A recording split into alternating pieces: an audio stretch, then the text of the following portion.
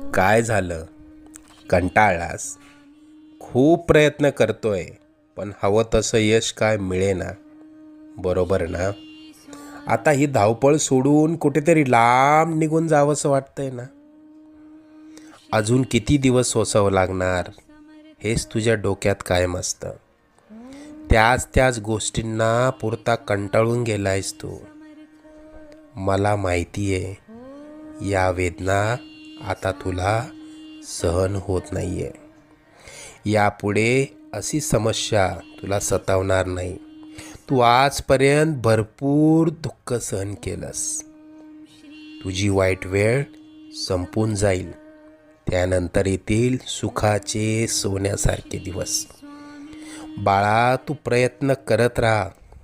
जिथे तू थांबशील तिथून पुढे तू हाती घेतलेले कार्य आम्ही पूर्णत्वा